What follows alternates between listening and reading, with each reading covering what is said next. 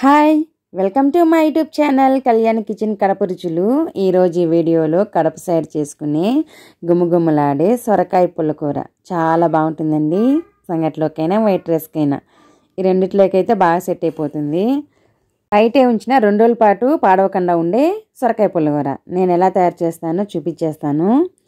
Stove వెలిగించేసి ఒక cooker పెట్టేయండి. కుక్కర్లో అయితే చేస్తున్నాను, తొందరగా అయిపోతుంది, అలాగే టేస్ట్ కూడా బాగుంటుంది. కుక్కర్ పెట్టేసి నీళ్లు తాగే గ్లాస్తో 2 గ్లాసులు వాటర్ అయితే వేసాను. 1/2 కేజీ సొరకాయ ముక్కలు అయితే తీసుకున్నాను. పైన పీల్ అయితే తీసేసాను లైట్గా, ముదిరిదైతే తీసేయండి, లేతదైతే అలానే వేసేయండి, బాగుంటుంది. 1/2 కేజీ నాకు 2 కప్పుల వరకు వచ్చాయి. కారానికి సరిపడా పచ్చిమిరపకాయలు, ఇవి భలే కారంగా ఉన్నాయండి, అందుకే 10 నుంచి 15 లోపు అయితే వేసాను. కొంచెము కారంగా ఉంటే బాగుంటుంది పుల్లకూర, కడప సైడ్ కారం బాగానే తింటారు. కొద్దిగా పసుపు, అలాగే కొద్దిగా సాల్ట్, 1/2 కిలో టమోటాలు, 1/2 కేజీ సొరకాయ ముక్కలకైతే 1/2 కేజీ టమోటాలు అయితే వేసాను. నాటుకాయలు అయితే వేసాను, పులుపు ఉంటుంది కదా, చింతపండు వచ్చేసి కొద్దిగా వేసుకోవాలి, నాటుకాయల పులుపు ఉంటుంది కాబట్టి.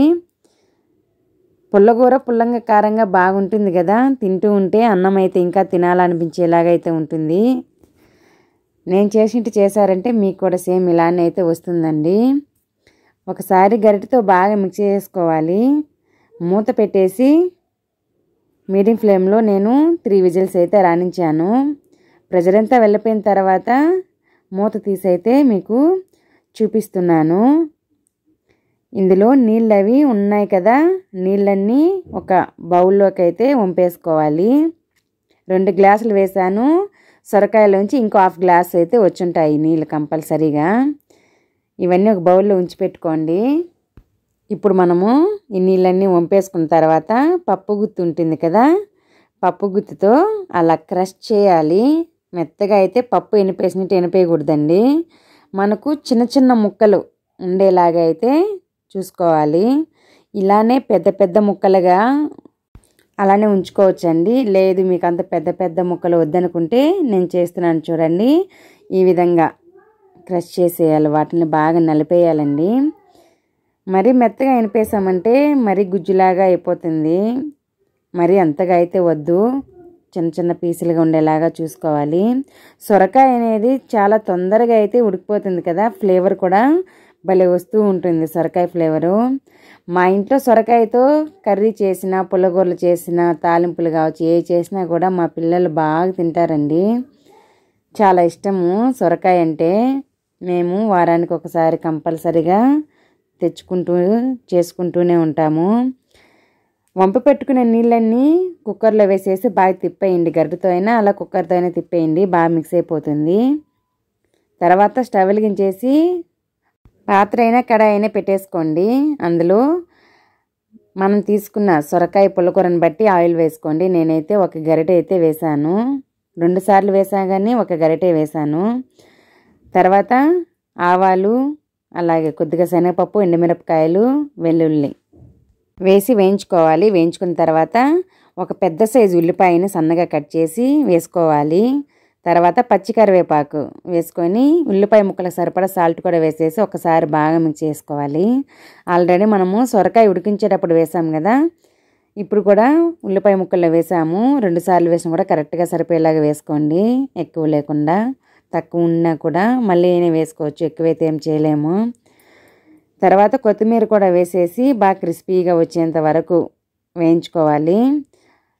మనకి ఆ కొత్తిమీర వేగే కొద్దీ మంచి ఫ్లేవర్ అనేది వస్తూ ఉంటుందండి. ఒకప్పుడు కొత్తిమీర వేసేది లేదు, పెద్దవాళ్ళు కరివేపాకు మాత్రమే వేసేవాళ్ళు. ఇప్పుడు ఉంది కాబట్టి వేసుకుంటున్నాము, ఎక్స్ట్రా టేస్ట్ అయితే యాడ్ అవుతుంది కొత్తిమీర వేయడం వల్ల. ఉల్లిపాయ ముక్కలు బాగా వేగిన తర్వాత ఇలా ఎనిపి పెట్టుకున్న సొరకాయ పుల్లకూరని అయితే వేసేయాలి. గరిటెతో ఒకసారి బాగా మిక్స్ చేసుకొని ఫ్లేమ్ అనేది లో ఫ్లేమ్లో పెట్టేసి ఒక 2 నుంచి 3 నిమిషాల పాటు మూత పెట్టి ఉడికించుకోవాలండి. అసలు ఈ పోపు పెట్టినప్పుడు సొరకాయ పుల్లకూర ఒక ఫ్లేవర్ అయితే వస్తుందండి, చెప్పాల్సిన అవసరం లేదు. టేస్ట్ కూడా అలానే ఉంటుంది, ఎక్సలెంట్గా ఉంటుంది. పుల్లకూరలు ఇష్టపడే వాళ్ళు నేను చేసినట్టు చేశారంటే మళ్ళీ మళ్ళీ ఇదే విధంగా చేసుకొని తింటారు.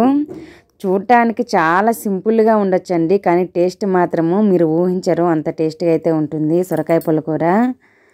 అసలు ఆ వాసనకి అన్నం అయితే ఎప్పుడెప్పుడు తినేయాలా అనిపిస్తూ ఉంటుంది. నేనైతే ఒక 2-3 నిమిషాల పాటు ఉడికించాను సొరకాయ పుల్లకూర. ఉడికించేసిన తర్వాత గరిటెతో ఒక్కసారి బాగా మిక్స్ చేసుకోవాలి. ఎప్పుడైనా ఏదైనా సరే పోపు పెట్టిన తర్వాత కొద్దిసేపు ఉడికించితే పోపు మొత్తము కూరకు పట్టి బాగుంటుందండి. అలా సపరేట్గా పోపు సపరేట్గా కర్రీ సపరేట్గా లేకుండా 2 మిక్స్ అయిపోయి మంచి ఫ్లేవర్ టేస్ట్ అనేది యాడ్ అవుతుంది. నేనైతే అలానే చేస్తాను. స్టవ్ అయితే ఆఫ్ చేసేసాను. వేడివేడిగా అన్నంలోకి వేసుకొని తింటే చాలా బాగుంటుంది. అస్సలు మిస్ కాకండి. కంపల్సరీగా ఇంట్లో తప్పకుండా ట్రై చేయండి. ఇంకో మంచి వీడియోతో వస్తాను. రెసిపీ నచ్చితే తప్పకుండా లైక్ చేసి అలాగే సబ్స్క్రైబ్ చేసి నాకు సపోర్ట్ చేయండి.